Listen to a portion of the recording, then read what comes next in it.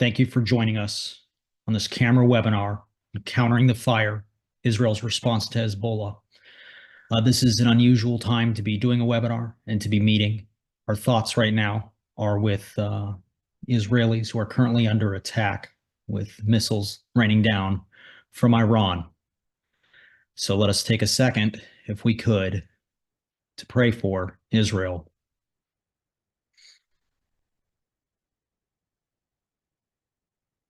We're pleased to have with us right now Sarit Zahavi, a lieutenant colonel in the IDF Reserve. She's speaking here on her own accord, representing the Alma Center, which she founded, and which works to study Lebanon, including Hezbollah. We've cited Sarit's research on numerous occasions. It's extremely important to understanding what's unfolding right now.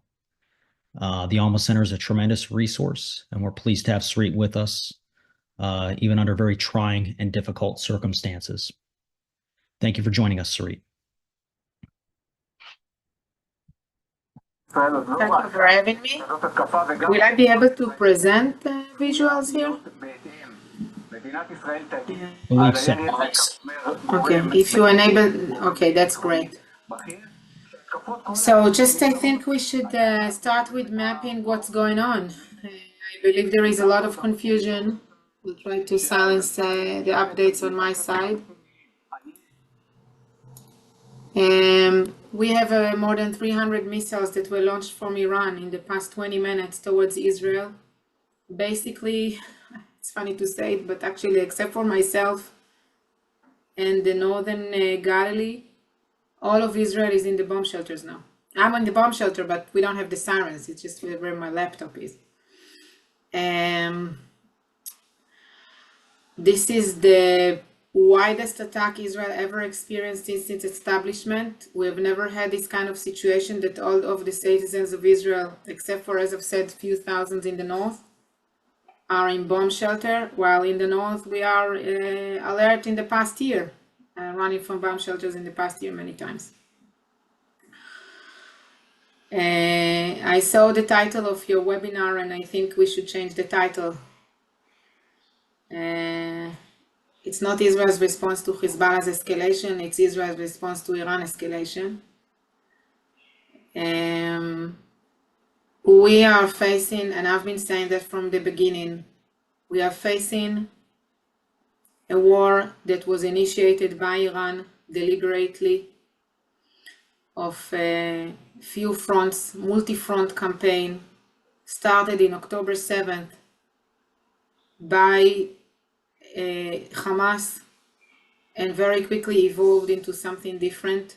Hezbollah attacked in the north in October 8th, and since then, until Israel moved to offensive, from defensive to offensive, until actually September 22nd, we had 3,000 attacks against Israel by Hezbollah.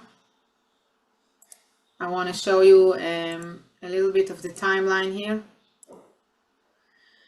It was a very stable war of attrition in the north in the past year, while each month it was basically the same amount of attacks, between 250 to 320. Except since June, there were much more attacks to areas that are not evacuated. We have 60,000 Israelis that are evacuated in 43 communities, and that's why Israel is now, as I've said, switched from defense to offense to enable the people to go back to their homes. But I want to emphasize that since June, the fire of Hezbollah is not only to areas that are evacuated, and about 200,000 more are under the threat and the fire of Hezbollah, including myself. I live 9 kilometers from the border in the Western Galilee.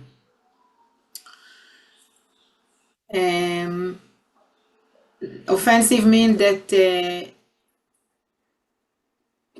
it started from the pagers attack and the walkie-talkie attack, and then Ibrahim Akil and Radwan commanders. You can all see the slide, I assume. I want to explain the implications of what's written there. I'm not going to read it for you. I believe that you can see. Pagers attack caused communication difficulties on Hezbollah, caused command and control difficulties for Hezbollah. Later on, eliminating more and more commanders of Hezbollah, more and more leaders, as you can see here, including Nasrallah himself. This is a huge blow to Hezbollah. At the same time, as you can see from September 21st, IDF spokes actually canceled school. My daughter is not going to school in the past 2 weeks.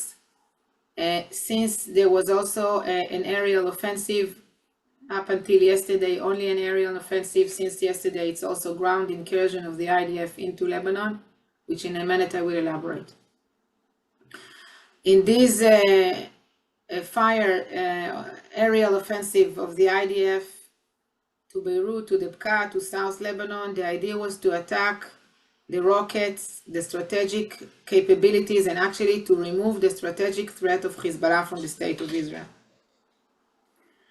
Clearly, it didn't remove the strategic threat of the state of Israel, first and foremost because Iran made up its decision this evening, instead of abandoning the failed Hezbollah, coming to help it and trying to recover the humiliation of Hezbollah by attacking us with hundreds of missiles, and I already have a report of at least one hit in northern Tel Aviv of the Iranian missiles.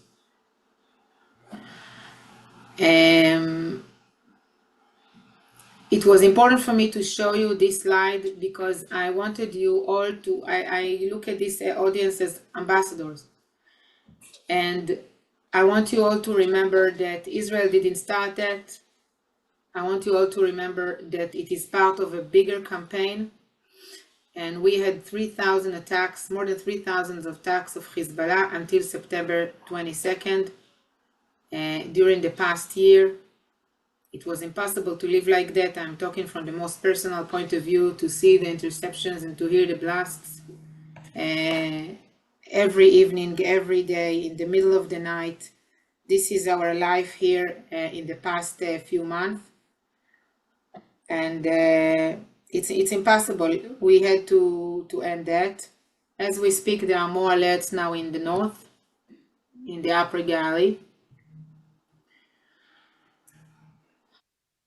As you can see, we had about 1,000 attacks of Hezbollah in the past, 1,000 rockets of Hezbollah that were launched to Israel in the past week in 100 attacks, more than 100 attacks. The ranges became completely different, but I must say that this is not the amounts that we expected when we talked about scenarios of war with Hezbollah.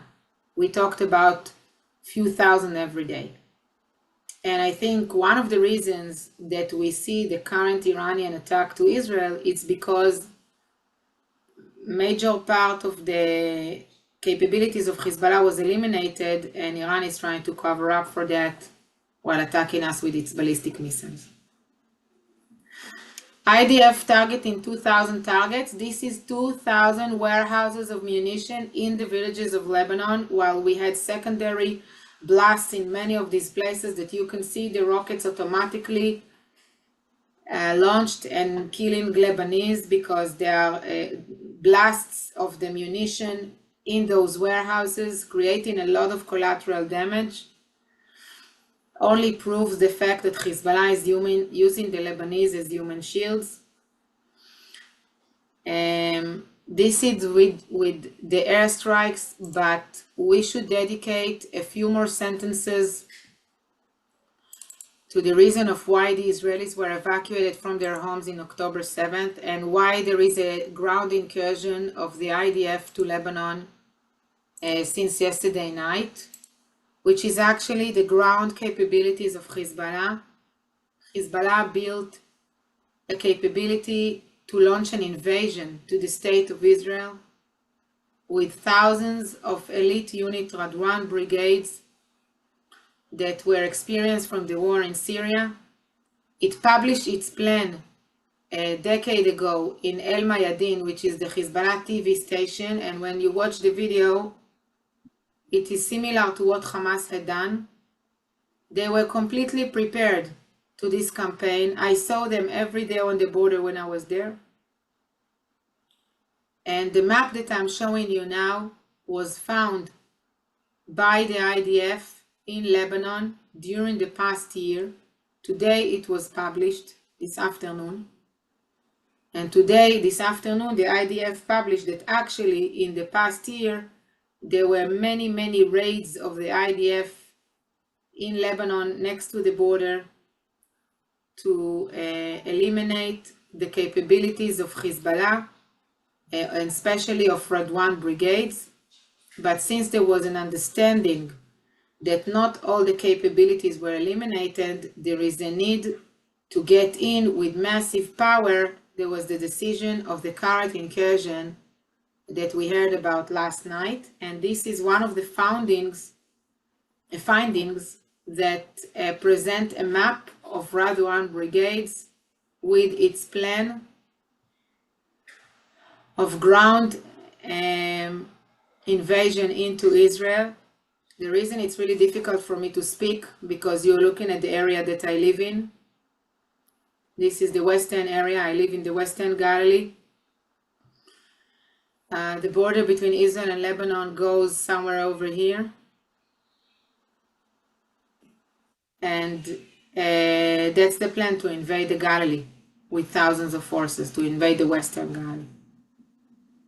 So the reason the IDF is now ground invasion to Lebanon is to eliminate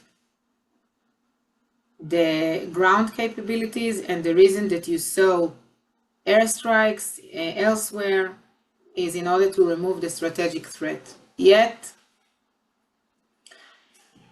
we are not in war only with Hezbollah. It is clearly now something else, and I think that, again, we understood that right from the beginning, that this is something else. April proved us that this is something else. Iran cultivated many militias in the Middle East. It could have used them. It used them, but in a limited way, and it decided to act directly against the state of Israel. I think this can teach us something about who our enemies are and how they think differently from us.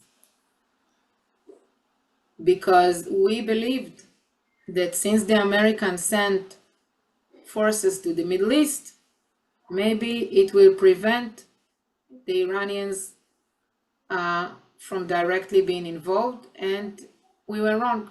They decided to directly be involved, and the biggest question at stake now is how United States will retaliate. Because if the United States will not retaliate to the current attack, the Iranians will understand that all these weapons and forces that were sent to the Middle East is just words and not deeds.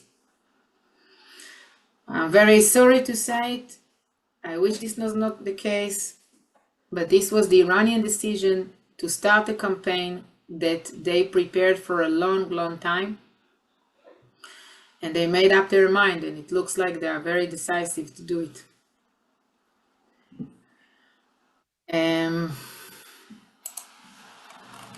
I want to say a few words about the killing of Nasrallah and the options of somebody to replace him.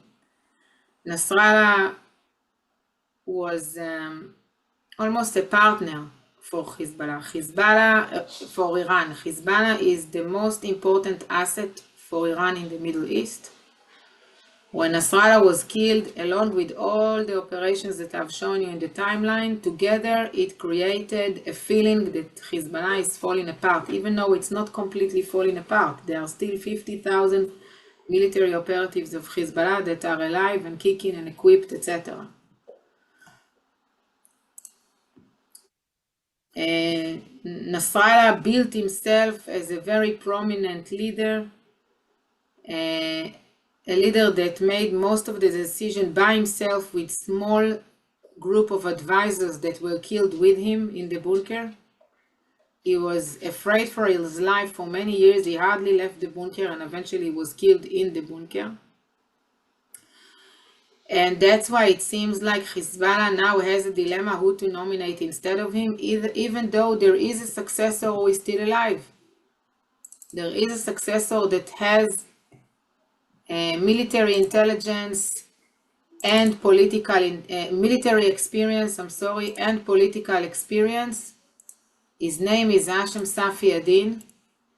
He is the head of the executive consul. The executive consul of Hezbollah is responsible for giving all the services to the population, from medical services, finance, educational services, etc. This is the state within a state of Hezbollah.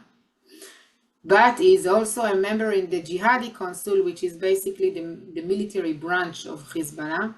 And you can see that he is also very well connected with the Iranians. His son is married to Qasem Soleimani's daughter, and his brother is the Hezbollah representative to Iran. And both of them are involved in the smugglings of weapons from Iran into Lebanon. He was not nominated yet officially, but he was the one who was marked as the successor throughout the years, so it will be very interesting to follow and see who will be nominated to replace Nasrallah.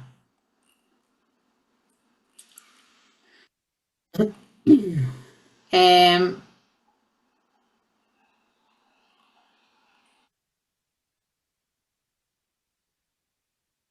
want to say something about the Americans, which is very important. Last Thursday was a very difficult day for me, since the Americans called for a pause of 21 days.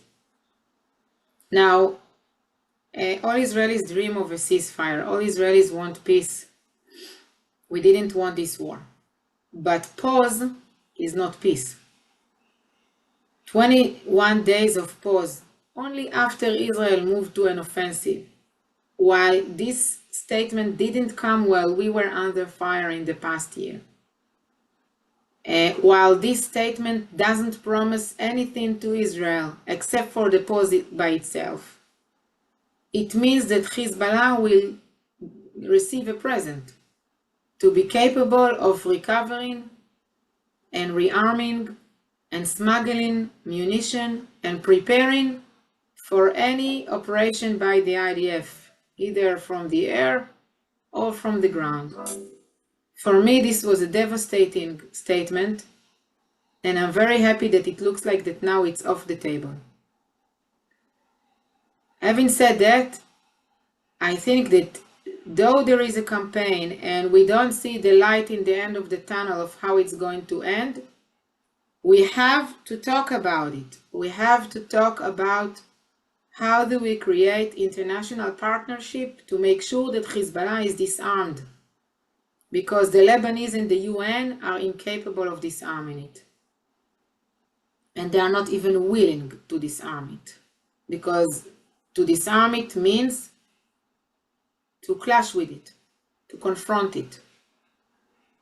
IDF is the only player that was willing to confront it, and that's the result that we see now. And we were not willing to confront it for 18 years, and we enabled it to grow to a huge monster that threatened me and my family and the rest of the thousands of residents here in the Galilee. This cannot repeat itself. All the military achievements of elimination of capabilities of Hezbollah that we've seen until now will be erased if there won't be an effective monitoring of international community to any arrangement whatsoever that we can think of in the future. And I think that even though it's not the time for a ceasefire yet because everything that is happening, we should start talking about it. Having said that, Israelis are grateful to the American administration for the ammunition, for the Iron Dome interceptors, for everything that was given to us, and even for sending the forces. Of course, it's important and meaningful. I think I should stop here and open it for questions, since we are limited in time, and I also want to be updated with the news. While I was speaking, there was also a terrorist attack in Tel Aviv, and we have around 4 casualties, shooting incident in the main streets of Jaffa.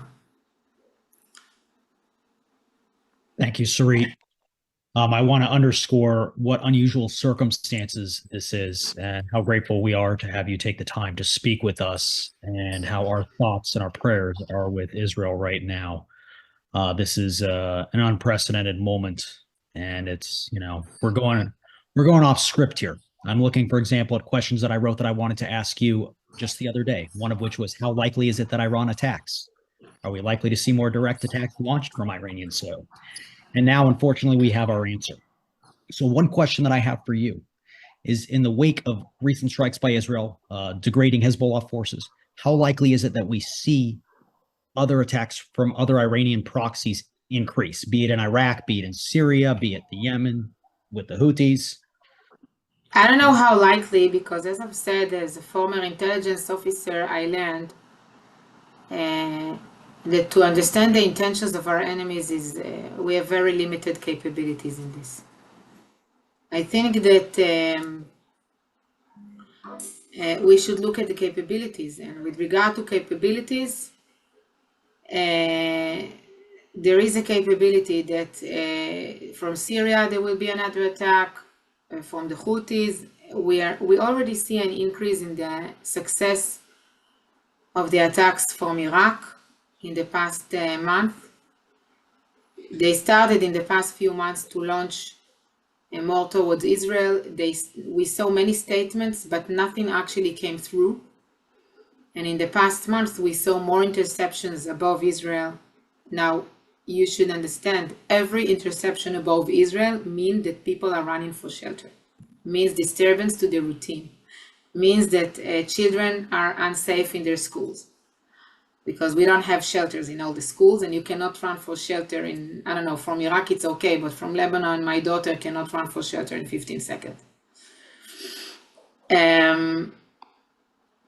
So there are more capabilities of proxies of Iran that we haven't seen used yet in the current war, especially from Syria. And I can't tell anything about intentions, clearly, especially not today. I want to go back to Lebanon for a second. We talked about thinking about the day after, even though we're amidst a war right now. How much of a constraint, if any, is popular opinion in Lebanon against further escalation by Hezbollah? So it's good news and bad news. Like, the good news is that half of the Lebanese are clearly against Hezbollah. They are not Muslim Shiites. They are either Sunnis or Druze or Christians. We've seen in the past few days clashes between Hezbollah and others. Not a civil war, not, okay, don't imagine something massive, but we've seen.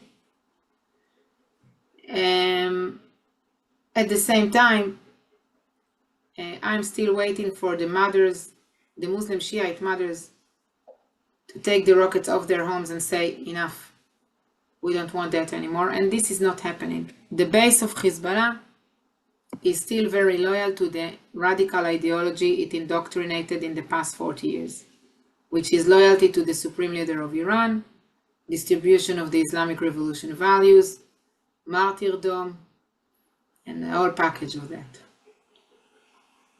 One thing I'd also like to explore a bit, and you touched on this here too. This is not a situation that is coming out of the blue, as you noted. This is something that Iran's been building its capabilities for years. Hezbollah's been building its capabilities for years, and they've done so in the face of the international community, the UN, the complicit Lebanese armed forces.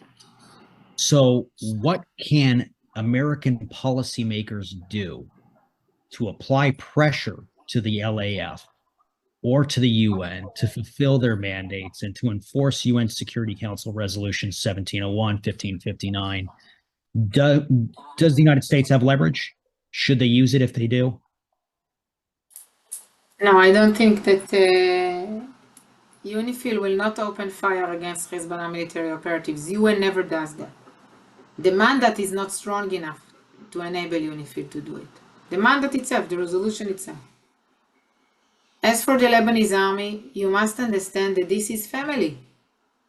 How can you expect one brother to open fire I'm sorry, at the other? You have one brother that is going to the Lebanese army and the other one to Hezbollah. There is collaboration. It's not an issue of capability and money and munition. There is collaboration, genuine collaboration. between Lebanese army and Hezbollah. I've seen this in my own eyes. I've seen them together on the border. I don't see how the Lebanese army can serve as a solution. It's not an alternative. It's not going to fight Hezbollah.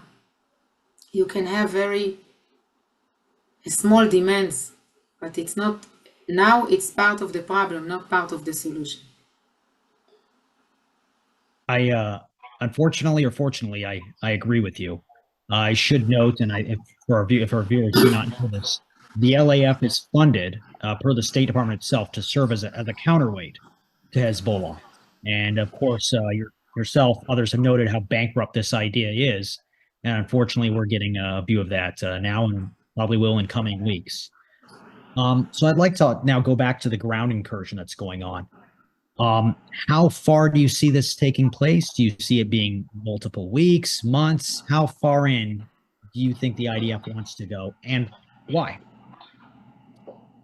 I don't know how many kilometers. The understanding is that IDF, the plan that was confirmed, is not going more than a few kilometers into Lebanon. This is what we understand. I don't know how long it's going to take to clear these few kilometers along the border, because there is a lot of underground infrastructure. You need to go home by home, tunnel by tunnel, to take off the Radwan Brigade's munitions. Today afternoon it was published what was found during the past year in small raids, secret raids, that now exposed. And it was unbelievable. The amount was unbelievable. The advanced weapons, unbelievable. Some of them look brand new. The sophistication, the decisiveness to launch an invasion, of ground invasion. It's truly astonishing. So it's going to take a while, because a lot of munition was stored in those towns, hidden inside the homes. Some of them were found in children's rooms. Munitions which, I surmise, come from Iran. Anti-tank, yeah, comes from Iran. Anti-tanks, RPGs, private rifles, night vision capabilities, binoculars, vests, bullets. Just examples of what I remember I saw in the video. Now, how essential was Hassan Nasrallah's leadership to Hezbollah? We've seen some fawning obituaries in the Western media, noting how charismatic he is and what a great speaker he was, and or I should say was. How essential was Nasrallah to Hezbollah's rise? Nasrallah is the one who made Hezbollah the monster that it was, taking it from a small terrorist guerrilla organization to a state within a state. He was wise enough to understand that he should invest not only in the military wing, but also in the civilian wing, and create Hezbollah as a social movement and a political party. Today, Hezbollah is a member of the Lebanese government and parliament. And Nasrallah was I truly appreciate, was a brilliant leader in bringing Hezbollah to what he was, but at the same time, as I've said, he didn't cultivate alternatives for his leadership. And he was not that old, by the way, he was 64 years old. Right. And that's why they will miss him, I'll put it this way, but there is somebody to replace him, and I think we should make sure that this somebody will not replace him as well. It's Hashem Safieddine. If you could also talk about Hezbollah's media relations. I know they have, and Cameron's written about this, they have their own media relations department. They're very keen on manipulating the press, whether it be with casualties, they're obfuscating rather their use of human shields. What is Hezbollah's strategy for Western press outlets? Do they have a strategy? What do they hope to achieve? Wow, I don't know if they infiltrate into Western media, official media. There is activity on social media. They have an army of boots on social media to plant their messages. They have a department that is responsible for their propaganda videos. They have even a symbol of this PR unit. They publish tons of videos claiming responsibility for the shooting to Israel, including shooting to communities in Israel. Tons of propaganda videos of their capabilities that appear to be truth in many cases. They have their own radio, TV station. Today, I can tell you that I saw this morning a banner that you could see that one of Hezbollah's reporters in South Lebanon that used to report every movement of the IDF on the border, his Twitter account was closed. I was very happy to see that. This person is almost a personal enemy. I can tell you, for example, that it has unofficial speakers that publish messages in the name of Hezbollah and threats against Israel and Israelis in the name of Hezbollah, including against myself. That's basically the platform. And of course, Hezbollah isn't just a threat to Israel. They're a threat to the West, including the United States. If you could talk a bit about that, about the threat that Hezbollah poses to America, not just American forces in the Middle East, but Americans residing far away in America. Hezbollah is a partner of Iran in establishing educational centers to indoctrinate people around the West to believe in the values of the Islamic Revolution that I've just mentioned. These values are completely contradicted to our Western values. Thank you. It is a global organization that has centers throughout Europe. I didn't research Hezbollah in the United States, but there is activity there and also Iranian activity. In Australia, I know there is Hezbollah activity in Sydney, in South America, in Africa. All of that is a combination of civilian activity, crime, and MAF, and military, all together. When you create an educational center and you educate the children to believe in radical ideology, these children grow up, whether they are in Canada, or United States, or in Europe, they grow up to become terrorists. Right. That's how it Today's works. Nazi youth, effectively. Now, one thing that I'd like to go back to is Iran. You noted that, I think correctly, and this is something that the media gets wrong all the time. This is not just a war between Israel and Hezbollah. This is a war between Israel and the Islamic Republic of Iran and its multiple proxies that are funded and supported by Iran. What comes next now that Iran has launched, seemingly from its soil, a large barrage of missiles, some of which seem to have been landing?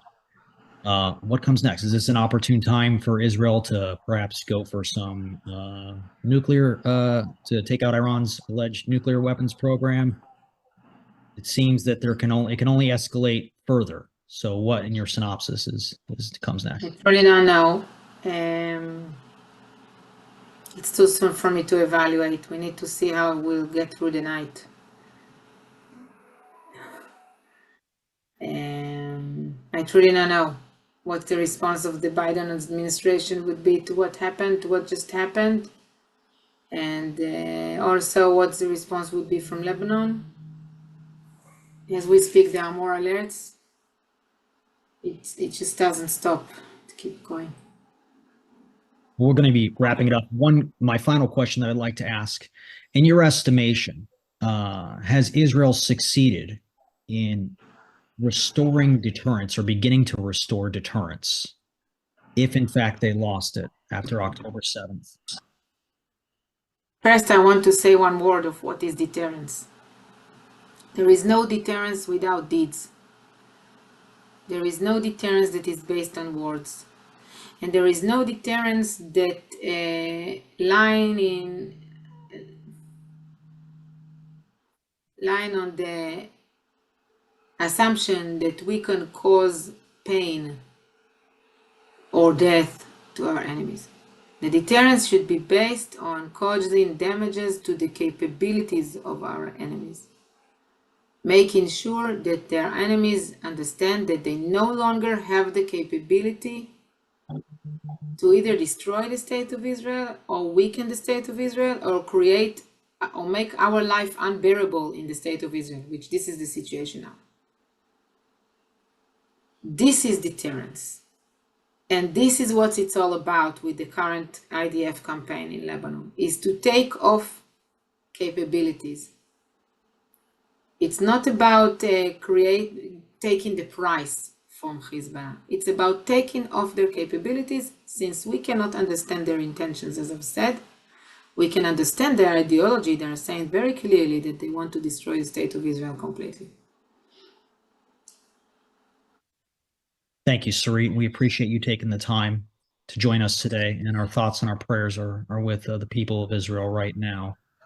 And thank you to our viewers and supporters for tuning in. This is a perilous moment for both the United States and Israel. Camera appreciates and needs your support at this time. Media coverage is, as many of you know, abysmal. And Hezbollah itself has said on several occasions that they count on, quote, their press weapon. So Camera needs your help and your support to push back against those who are trying to destroy Israel at this very moment. And again, thoughts are with Israel. Thank you for joining us.